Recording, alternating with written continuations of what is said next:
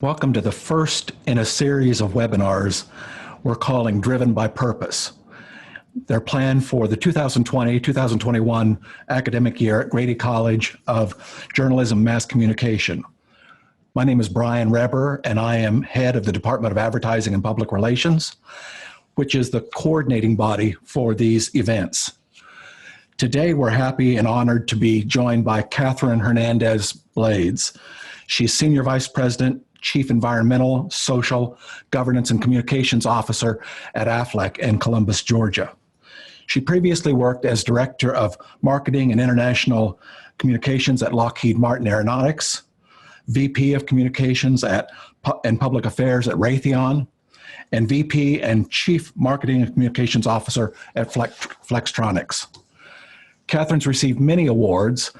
She's been named one of the Forbes top 50 most influential global chief marketing officers, an inaugural inductee into the Woman of Communication Hall of Fame, the inaugural PR Week Most Purposeful Chief Communication Officer, the Latina Style Corporate Executive of the Year, and many others. And I saw today on social media that my special Aflac Duck recently won an Emmy. So congratulations on a new honor, Catherine.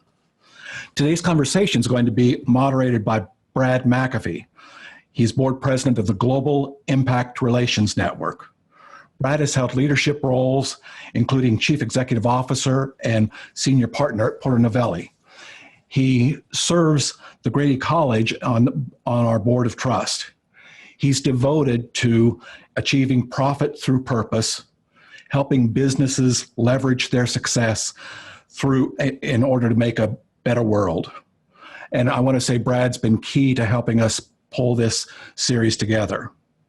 Following Brad's and Catherine's conversation, we've invited Grady Public Relations major, member of the executive board of Talking Dog, and graduating senior Soha Iman to ask questions from a student perspective.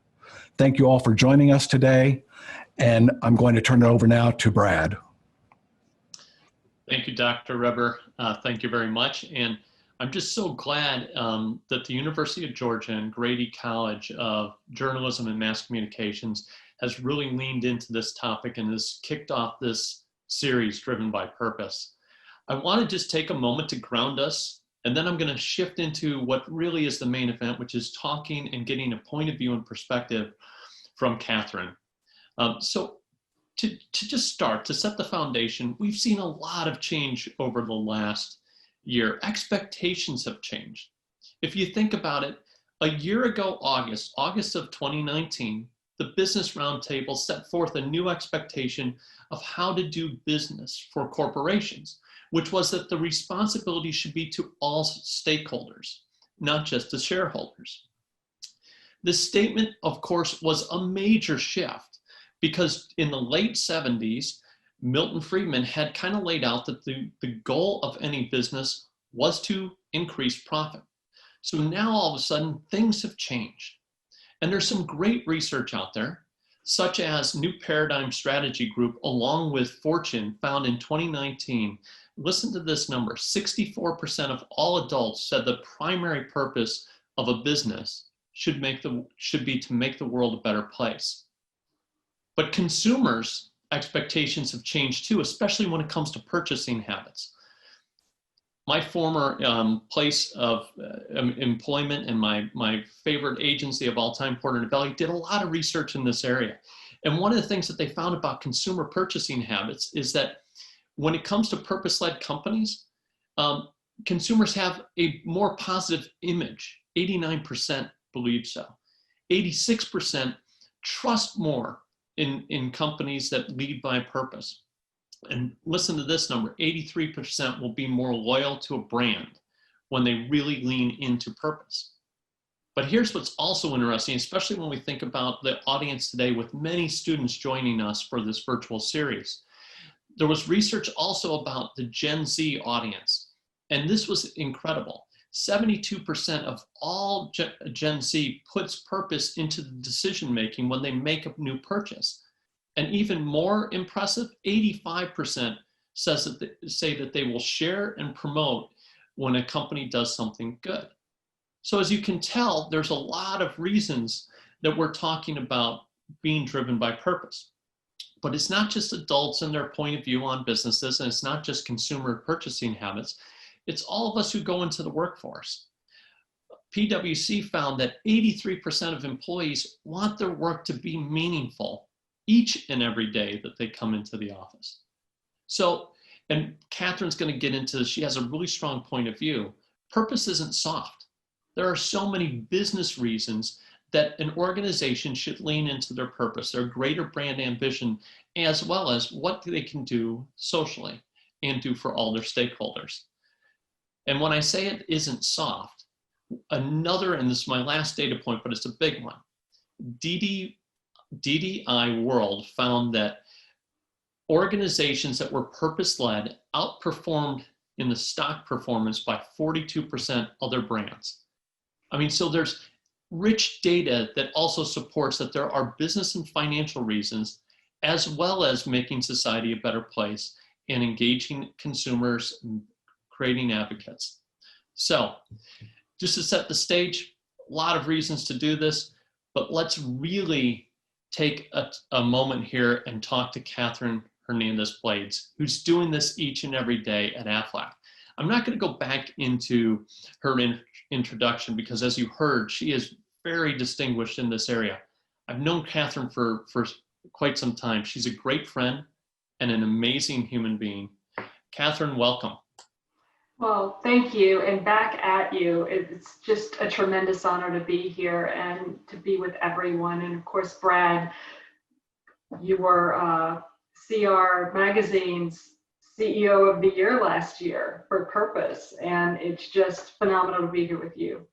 Thank you. Well, I'll tell you, it's fun for us to have a conversation and let everyone in. So I'll tell you. Fasten your seatbelts. Yes, yeah. Right. And I know I'm the warm-up act because what I really know that you're going to be so excited about is when you get the student questions, right? Because I know you well enough.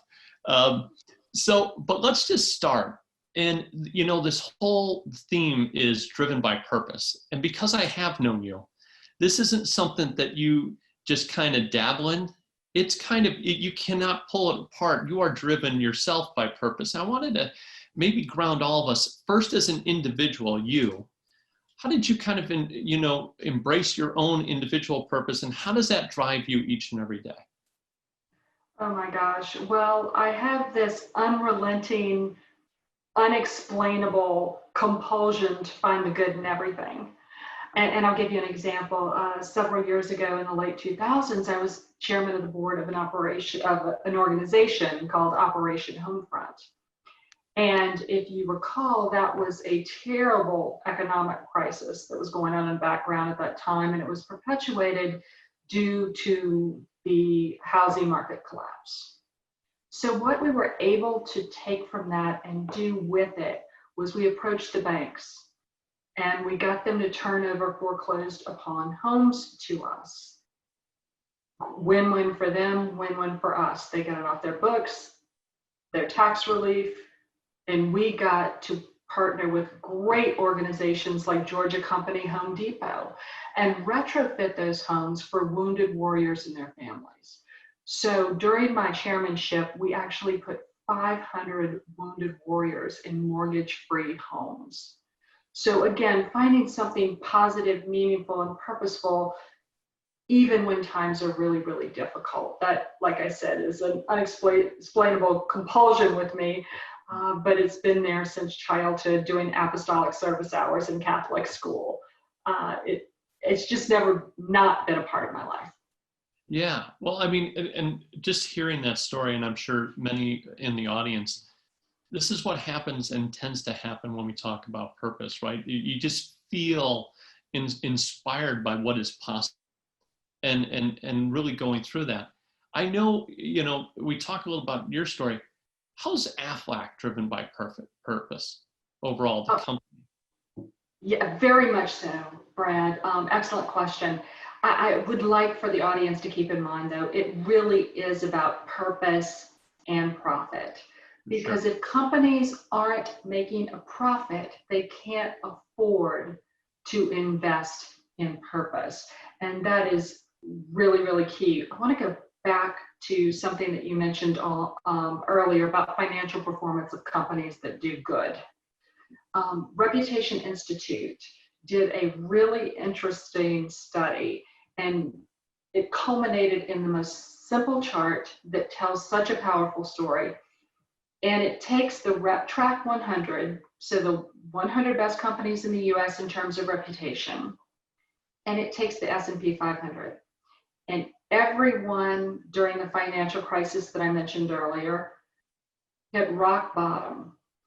But when the check mark came back up, you saw two things happen. The companies with the better reputations that were purpose-driven not only rebounded faster, but the gap continues to widen.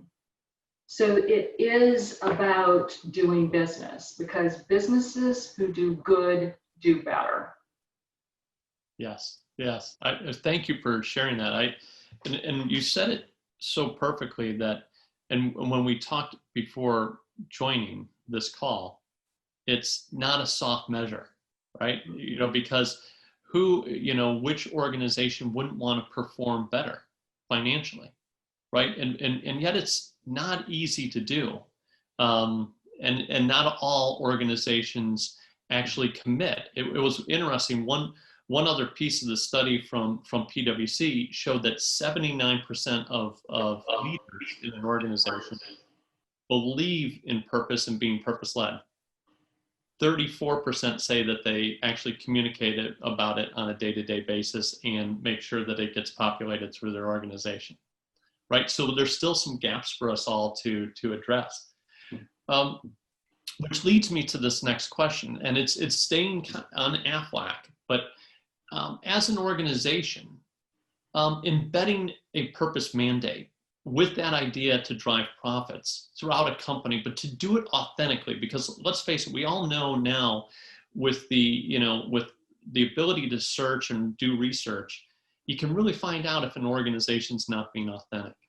But when you set that mandate, what does it look like on a day-to-day basis, and how does it ring through the whole organization? You are spot on. There's not a company on the planet right now that can get away with purpose washing. It just doesn't happen. And I personally think that's a very good thing. Yes. We have something that we call the Aflac Way. It is our guiding principles. And when you're a new employee, your very first day with the company, you get your own bound copy of the Aflac Way. And it's about expectations around giving back, how you treat the customer. It's very stakeholder first in perspective. And from the day you walk in that door and they put that book in your hand, there is no doubt in your mind the lenses that you need to look through: integrity, ethics, people. It's as clear can be. And that expectation is on every employee, from the interns through the board of directors. And that's how you embed purpose in an organization. You make it a non-negotiable expectation. And people will either love it or not. But Brad, I will tell you, in my personal experience, if you treat people well, act with integrity, and you have a strong ethical foundation, you're not going to go wrong.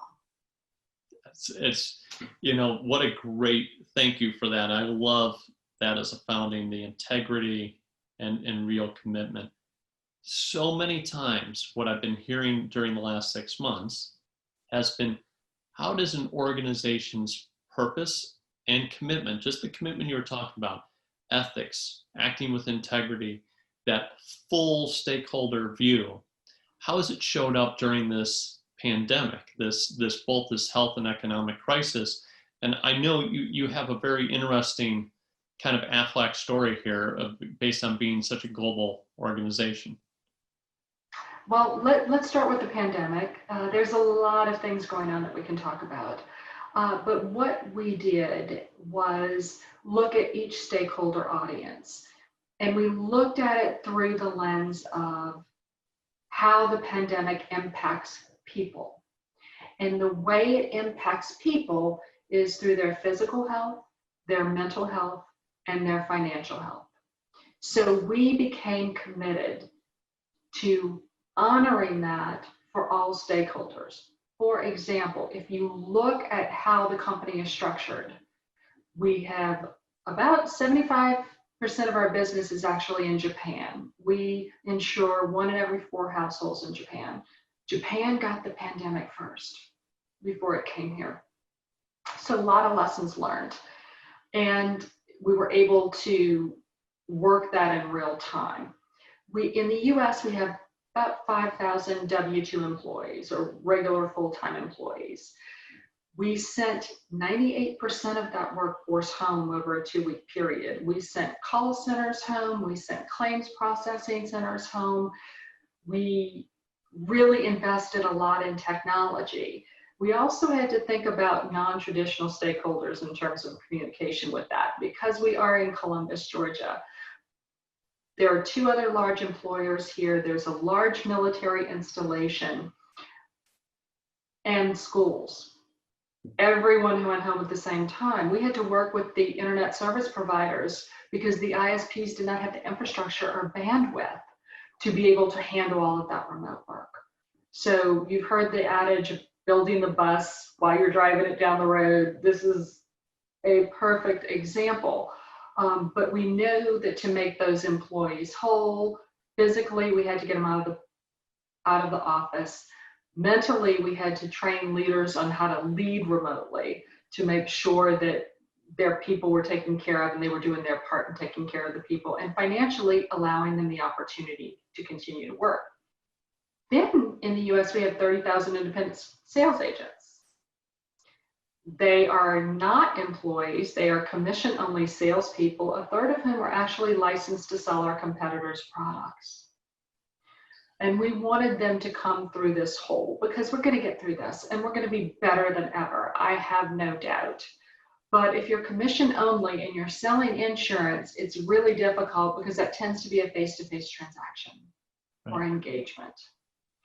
So we created a no interest loan program, which gets really tricky, but from a tax perspective, and I won't bore you with the details. But if you if someone like Aflac loans someone $10,000 or more, you have to charge them interest.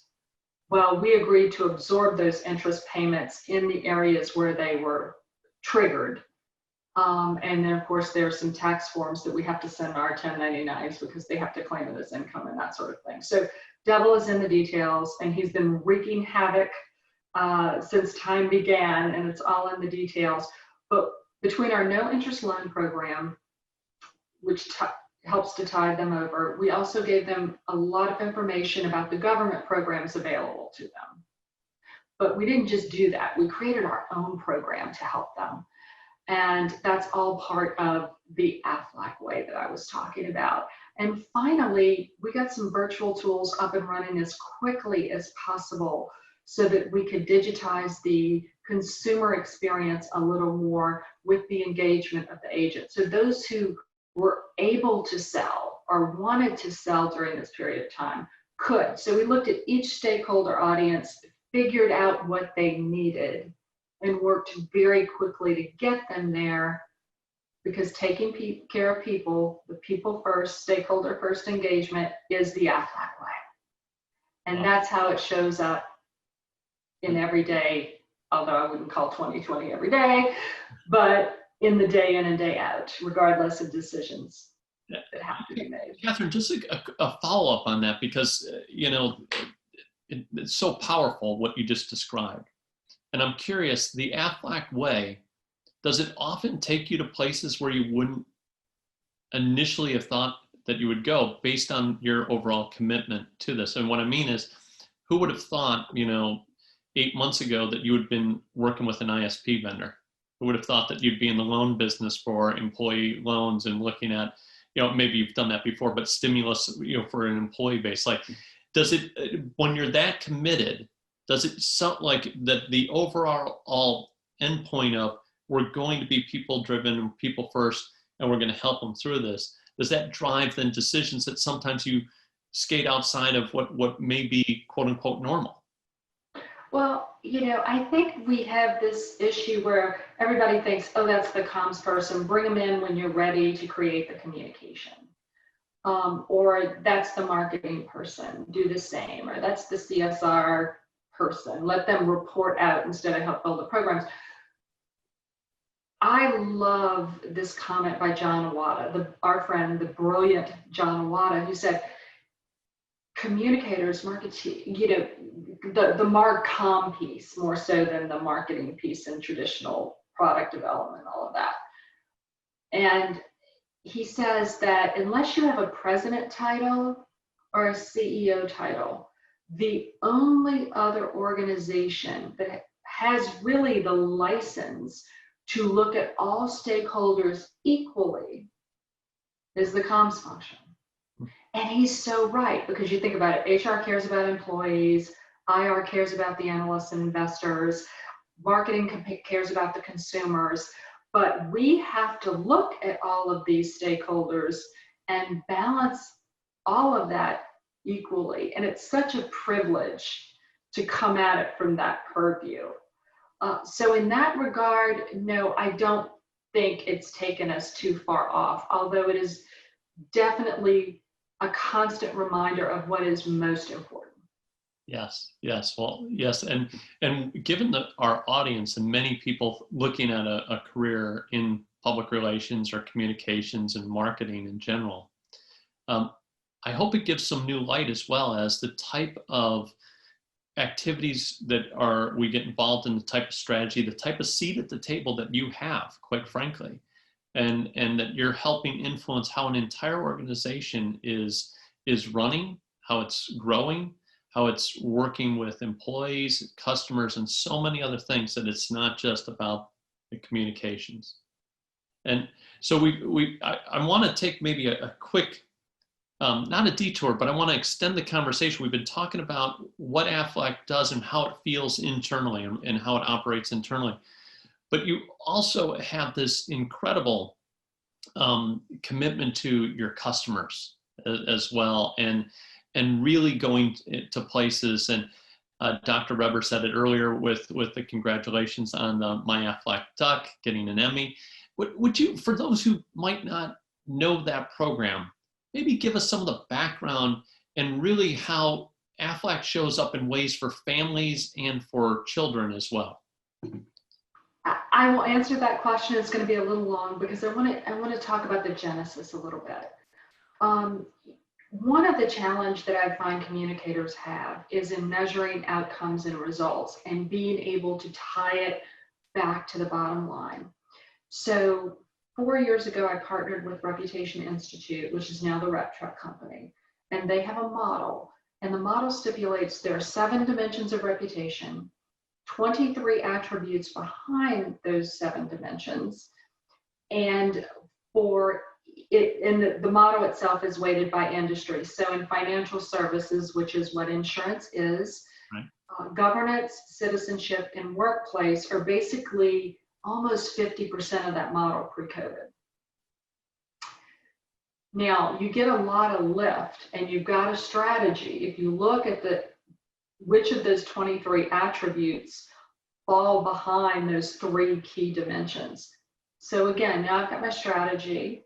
So now when I go into the board quarterly, I take our pulse score, which according to Reputation Institute, now the Rep Truck Company, I'm still not used to saying that, but for every statistically significant movement in your pulse score, which is 3 points, propensity to buy should go up 5%, propensity to recommend should go up 6.5%, all things being equal.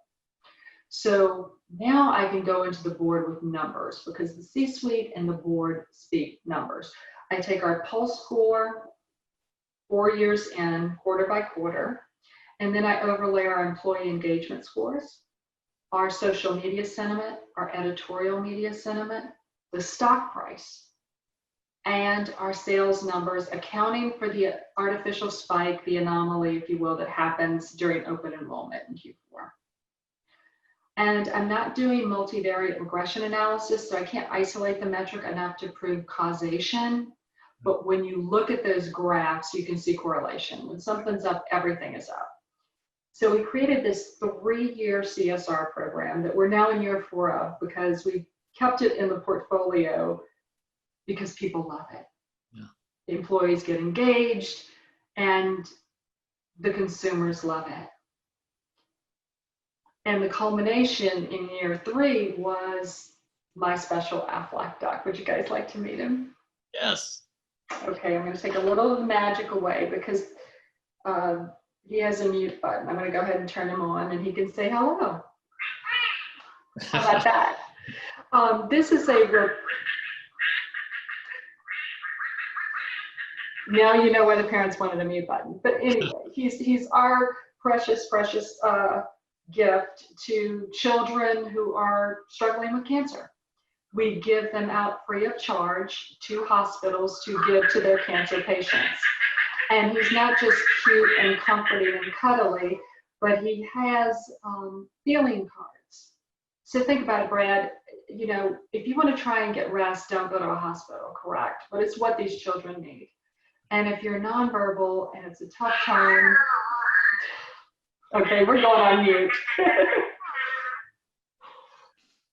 But if you're nonverbal and someone keeps coming in and you're 3 years old asking you how you're feeling every 15 minutes, it can be rather disconcerting. But everyone speaks emoji. So we have these RFID chips that have different emotions on them. It could be nauseous, which is green. It could be angry, which is red. It could be silly because you're just feeling silly today. And when you touch the chip to the emoji, the duck acts out the feeling. Right. So it helps children, again, maintain control of their emotions, because now, Brad, you come into my room and say, Catherine, how does your duck feel today? He also has a port, allowing children to take back their power through medical play. And in the 18 months of research that we did at the Aflac Cancer and Blood Disorders at CHOA of Atlanta, we learned from the parents and children what the kids needed the most. And those are the features that we built in. Now that we've been out in field for 18 months, we've worked with a child life specialist, and they have told us what they feel the kids need. So 2.0 is coming, but we're retaining some of the best features from 1.0, one of which is the port. And when the port's attached, he develops a heartbeat and he nuzzles. In calm mode, the child life specialist can do deep breathing exercises with the child to keep them calm. There's also an app for that does all kind of wonderful things. You can feed your duck, you can blast off to outer space with your duck, you can bathe your duck. And in 2.0, there are musical opportunities. So it's so clever what these brilliant minds have done. They've created a grid, and you sort of pick your beats in the grid. And then you have an actual band of a frog and a turtle and you're playing the instruments. But the way it's set up, none of the music can be bad because of this grid format. So no matter what, you've got danceable music. And by the way, he dances when he hears the music. Oh, so wow. That's really cool. But we're also creating an MRI machine for the child life specialist kit. So what the CLS has said to us was, for them, yes, it's the port being accessed is very difficult, but a lot of children are afraid to get in the MRI machine. So this way they can send their duck through the MRI machine, see that everything's okay, and you see the little duck skeleton when he's going through it. And then the child can be nice and comfortable and understand that everything's going to come out okay when they go into the machine. So again, it's just the most rewarding thing I've ever done. And how many ducks are there out there now? How many? 9,000. 9,000. That's between the US and Japan. Yeah. That are getting a different experience through their treatment as a result of your commitment to doing this. I want to say one other thing about the duck as an observation. I know your intent, as you talked about, is how do you help these children and these families through their treatment. But you've also seemingly made the story approachable. It's not always an easy story when we talk about getting awareness about pediatric cancer. It's usually you go in and it's a little bit, a very sobering topic. But this is so cute. It's approachable, and it gives you a different way in that keeps that Aflac brand so energetic and positive as you've described. And I'm wondering, was any of that in the thinking, in the development, or did it end up being a great benefit? So I could give you a whole bunch of inside baseball on this, but bottom line is we call him Hope with Feathers for a reason. We wanted to provide not just comfort, but also joy for these children. And it's just so remarkable. I remember, Brad, I was at Children's National with a journalist from the Washington Post. And we met this family, twin boys. One had cancer, the other was cancer-free. They were 2, so nonverbal, when one of the siblings was diagnosed. And so the father told us that he could not explain to his children why one was in the hospital all the time, why one was having surgery, why one was getting poked constantly, and the other wasn't, until my special Aflac Duck. Well, then, and they're twins. Yeah. So you hear about this twin language, especially before they're verbal. And after he finished talking with us, he said, let me show you how the boys communicate with each other through it. And they took me through, why don't you feel like playing with me today? And he picked up the green emoji and touched it to the duck's cheek. I mean, there are so many wonderful things that we never even factored into this program. By the way, he looks nothing like he did prior to the research being done. There's apparently a cuteness ratio between the size of something's head and its feet.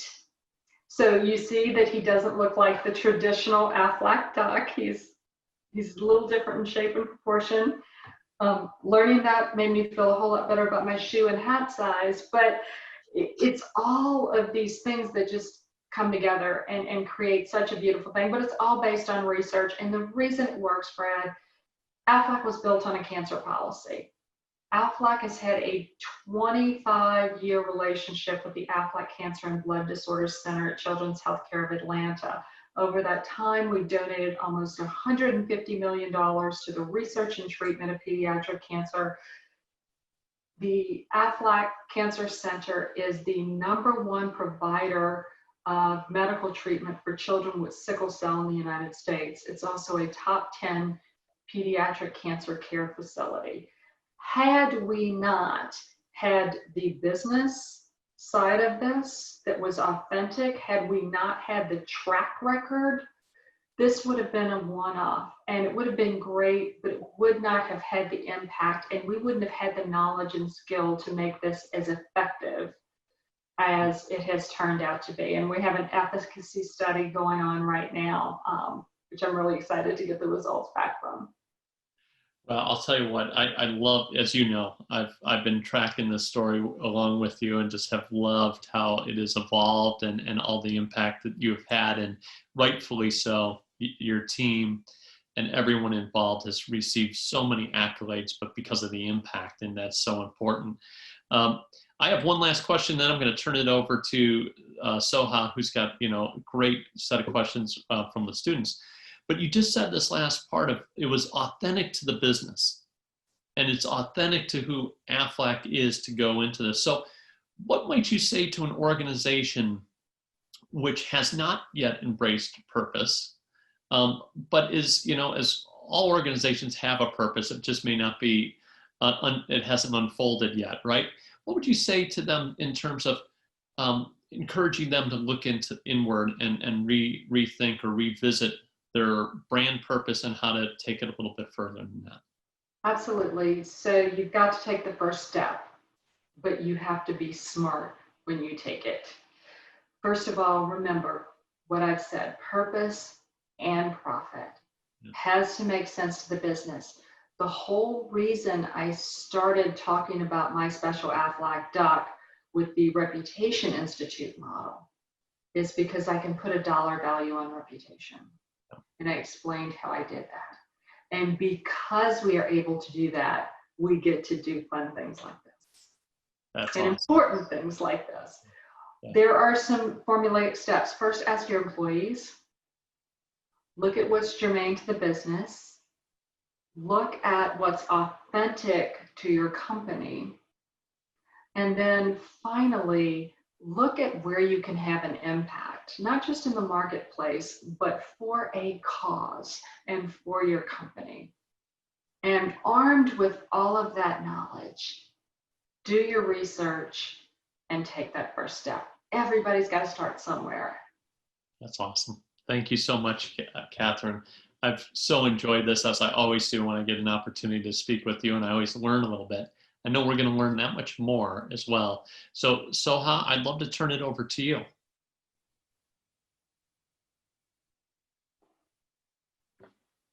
Well, thank you, Brad and Catherine. I'm so honored to join you guys, and I appreciate this opportunity. On behalf of the students at University of Georgia, I have a few questions for you, Catherine, just to kind of expand on your professional experience and your success in the industry. So if you're ready, we can kind of jump right in and dive into your whole journey a little bit more. My first question for you is, how can students identify what path is the best to take in our career as we approach graduation? You've got to try everything. I mean, I was so impressed with what you told me you were doing when we were meeting and greeting prior to this webcast. I mean, volunteer where you can, get your hands dirty, try everything. My whole life, all I wanted to be was a broadcast journalist. I lived it, breathed it, slept it, woke it, and then I did it. And it wasn't as fulfilling as I had hoped it would be for me, but I certainly have great admiration for journalists and admire and respect and enjoy working with them. It just wasn't for me. But had I not found that out early by getting up at 3 a.m. as an intern for a year, producing a show called Good Morning Acadiana in Lafayette, Louisiana, I would not have known that until much later, which would have delayed my launch in the space that I do enjoy. Yeah, definitely agree on dipping your toes where you can. That's been a big part of my journey for sure. I think that's why I love being in this industry, because I found my way to it. My next question for you is, what has been the most satisfying / rewarding experience in your career so far? And what are kind of your next goals and milestones you want to reach? Well, I think you just met him. This is by far the most rewarding experience of my career. If you would see the interaction with the children, it makes it so worth it. Everything. Because I will give you some inside baseball. This was not a viable program when it was placed into my lap. The technology was there. The engineering was flawless. It was all great, but nothing else about it was going to work. And it was, here you go. And someone had left the company, which is how I ended up with the project. Before it was manufactured, we were still in the research phase, and I had to be the one to go in and tell the CEO, this pet project that you love is not going to work the way it is. And lesson number one, when you go into your CEO to identify a problem, you better have a solution ready to roll in your back pocket, and it better be pretty flawless. So he said, why is this not going to work? And I gave him a one-sentence answer, and there was an audible gasp in the room. What do you want to do? Gave him the brief overview. Okay, go fix it. Being a problem solver will take you very, very far. Definitely agree. Kind of adding a little onto that, how would you say, like, some advice kind of speaking to higher ups, wherever, you know, company you land in, things like that, just add on to a little bit more tips in that area? Sure. First of all, business acumen, business acumen, business acumen. You cannot be a consultant to the C-suite unless you understand how the business works, how operations work, how the finance works, all of the SEC compliance. I've always worked in heavily regulated industries, so there was always a lot more compliance than just SEC. Insurance is certainly no different from that, but you can't be a good counselor unless you understand all of that. So go ahead and take the business classes now while you can, because I promise it will pay dividends. It may not feel like it when you're in them, trust me, I remember. Problem solving also, and then measurement. This is where I think our industry gets kind of a bad rap. Because we tend to provide tactics as measurement, like we executed and implemented and we did these 50 things, right? Right now with COVID, we have kept a list of tactics every time we engage with a stakeholder audience, whether that's email, whatever channel, wherever they want to be met is where we've been meeting it. That list of tactics is over 80 pages long. It's an 80-page plus grid, right? Which is interesting information and it shares volume. But if, for example, my employees are my most important constituency right now, what matters to me is not how many charts of tactics I have. What matters to me is how they respond to the survey that says they are satisfied with the amount of communication they are receiving. They are comfortable with the amount of information they're receiving it through the right channel. I mean, really outcomes is what we're talking about here, not just tactics. And I think if we could get the hang of measurement early on, if we could get the business side of the business early on, and being a problem solver, I can't stress the importance of that enough. Peel back the onion, find the solution, provide it. And then when you measure those results, it has to be the result, not what I did. Awesome. And speaking of this like industry and business, you know, we have the logistics side, but also there is that kind of personal side. And I know you've noted kind of in past interviews and things like that, how many people in this field don't look like you. And I think that's something a lot of us can relate to, especially at the college level and entry level. So I just wanted to see if you have any advice on kind of sticking true to your grounds / yourself, and like how do you make your way through this industry when you seem so different, but you might know the same amount of information someone else does and can succeed just as much as they do? Well, for me, it wasn't so much the communications piece. It was the fact that I worked in aerospace and defense for 10 years. Which is a very predominantly male industry by definition. I could walk around the building for days and not see anybody of my gender. The important things that I will share with you about that, I guess it boils down to three. One, you're going to hear inappropriate things. How you respond to that says more about you than anybody else. So always rise above. I shouldn't have said three things because I'm getting a little emotional, so I'm losing my thought because this brings back quite a bit for me. Don't let it make you bitter, I would say, is number two. Don't let it change the essence of who you are. Because unless you are you are not going to be happy.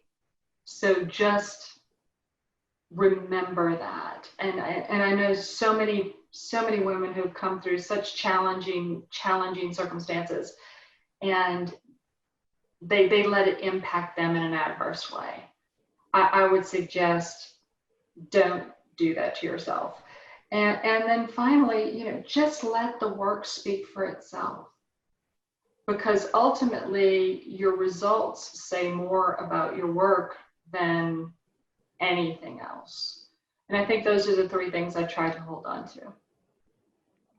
Thank you for sharing that. And what would you say kind of keeps you motivated to continue giving your 100% in this field? I mean, you've done so much, and a lot of us are kind of just starting out to even get into the working field. And it's so easy to give so much in an internship because it's only like a few months span of you being with that company. But how do you keep giving that as you progress in your career?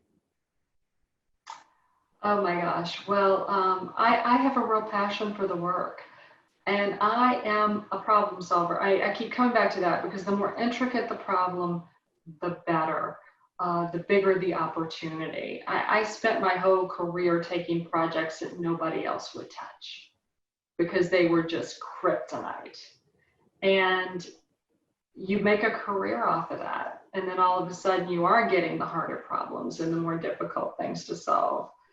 And I just want to share one thing that I shared in an interview with recently, and I'm sharing it again because it seemed to get a lot of reaction in a positive way. But it's all about this seat at the table. And I realize you didn't ask me this question, but nobody is going to give you a seat at the table. You have to earn that seat. And if for whatever reason you're earning it and not getting it, I encourage you to walk out of the room, find the nearest folding chair, put it under your arm, walk back in, open it up, sit down, and take your seat at the table if you truly have earned it. Don't be ignored. And it kind of goes with your previous question as well. How would you define kind of earning? How would you define realizing that you've earned it? You might be pouring in all that work, but how do you really know that I do earn it? So let me just pull my chair out if no one else is doing it for me. The results. Mm-hmm. The results speak for themselves. I will never forget, I was at Lockheed Martin, very young, and we were having a problem with an offset program, which is a companion contract to an international arms program. And the day before I left to get on a plane to go to Poland, where I was to live at the Sheraton Warsaw for 2 weeks a month for a year, the person who had my job and my boss took me out to lunch and said, good, bad, or otherwise, you've been dealt a bad hand, kid. Nobody can turn this around. We're going to end up bringing the lawyers in. We'll salvage what's left of your career on the back end. Just what you want to hear as a young, ambitious person in the workplace. Well, I was able to turn the program around. I was able to use public relations as public affairs, engage all the key constituencies because I had done my stakeholder map. I knew who I had to engage, how best to engage them, how to have the media present so make it okay for them to be able to approve offset credits. And bottom line is, a year later, we had over $2 billion in offset credits, where the previous year we had only gotten $750 million. The previous 2 years, rather. So in 1 year, to turn that ship around, that actually made my career. So you're darn tootin'. When I walked into those rooms in Poland, I grabbed my chair, I sat up to the table because I knew, because my results were better than anybody else on that team's, I knew I had earned my seat at the table. Wow, that's just so awesome to hear it. Thank you for sharing that as well. And obviously, you know, your work does speak for itself. But what would you kind of give, like, if you could get, if you could give any like piece of advice to your younger like college self, knowing everything you know now with PR, marketing, communications, what would that advice kind of look like? And it could definitely reflect into just advice you'd give us, because a lot of us are in that boat right now. Oh my gosh, what a thought-provoking question. I think would always be smart, always understand it's a team sport. You know, surround yourself with smart people who make you better, who challenge you, who make you smarter. On the front end, be clear about what success looks like. Because you may have a number of different people who are involved in a project from a leadership perspective, and they might all have a different idea of success, what success looks like. If you don't level set that on the front end, I don't care if it's drafting a press release or a full-blown campaign, you will not make anybody happy, and you will make yourself absolutely bananas trying to figure it out and please all these people. If there are disconnects up front, put everybody in a room, talk through them, and figure out the path to success. And that way you've got engagement and buy-in and no stone unturned, if you will. And kind of to build off that, is there anything you would have changed about any of your experiences leading you to where you are, whether it's what you did in college, what you did starting out in your career, anything like that? I laugh because I changed my major midstream and then ended up changing it back. So if I were to give my younger self any advice, it's like, don't do that. It was a foolish waste of time. And I don't think I have any regrets. Are there things I would have done differently? Absolutely. I'm my own worst critic when it comes to that. And I think any good professional is probably much harder on themselves than number one, they need to be, or number two, anybody else will be on them. But sure, I've made mistakes just like everybody else. And I hate that question. Tell me about a time when you failed. Well, no, it wasn't a failure. It might have been a diving catch, but it wasn't a failure, right? You can always come through this and make something work and something happen. Just stay focused. Awesome. And I'm just gonna ask one more question. We'll turn it over to Dr. Repper. With kind of everything, you've explained and things like that, and how you've been so involved in this industry for so long, where do you kind of see this industry growing, and where would you like for it to go as well? Like, we can add that on, kind of like an insider look. Okay, so about 3 years ago, I wrote an article basically saying the 4 P's of marketing are dead, long live the 4 E's. And, what I saw in peeking around my corner of the universe was product, price, promotion, and all of that only gets you so far. What consumers are looking for now is for you to create an environment that drives engagement, that results in some sort of an exchange, because people want to do business with companies that they feel good about, and they want to be partners. Well, long story short, over the last 6 months, I've gotten a lot of requests to repost that article.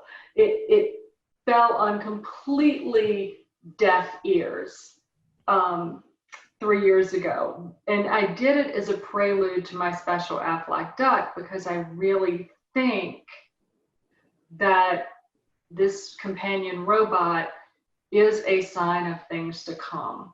I think engagement, environment, all of those things are so different now. And when I look at COVID, I think the digitization, the AI, and we can talk all day about AI, but all of that has accelerated the velocity of change beyond anything I could have conceived of 3 years ago. If you would have told me I would not be sitting in a classroom talking to you in Atlanta today, that we'd be doing this, and we could open it up to so many more audiences, and hopefully they've had a wonderful experience in this great environment, and we've driven their engagement, and it's led to an exchange. I probably wouldn't have believed you. I probably would have been figuring out, okay, what time do I need to get in my car to get back to Columbus for my next meeting after I talk to you guys in the classroom, in Athens rather. Sorry, I said Atlanta earlier. But. Awesome. Yeah, I think a lot of what we focus on is definitely bringing a positive change into the world in this industry. So I'm excited to see where we take it as well. But I just want to thank you for your time today, and I appreciate you answering my questions and sharing a little bit more about you and being a part of Driven by Purpose, this series. I'm going to turn it over to Dr. Brad Weber for the final thoughts. Thanks, Soha. I want to thank again Catherine and Brad and Soha for this really meaningful, insightful, inspirational conversation about how Aflac is driven by purpose. I hope the members of the audience will join us for upcoming webinars in this series. On Tuesday, October 6th, Tim Mapes, Chief Marketing and Communications Officer for Delta Airlines, will be our speaker. On Thursday, October 8th, Carol Monroe, Senior Director for Global Brand Communications at Hilton Worldwide, will share some of the Hilton Driven by Purpose story.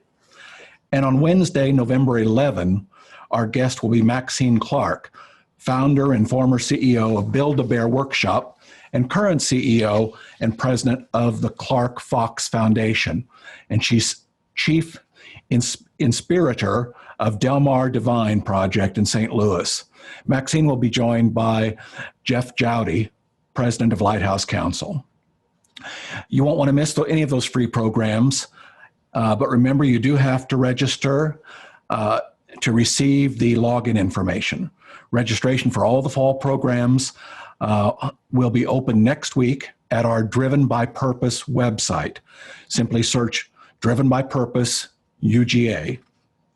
I'd like to recognize the program sponsor for this particular program, which is AdPR Connection, the University of Georgia's advertising and public relations career preparation event, which is going on this week. And AdPR Connection sponsored by Nebo, Publicis Health, and Creative Circus. Finally, I want to thank the Grady College people behind the scenes who made this happen. Dr. Parker Middleton, Missy Hill, Dane Young, Jonathan Streetman, Jim Black, and Sarah Freeman. Thank you all for joining us and for helping us explore organizations that are driven by purpose. Have a good day.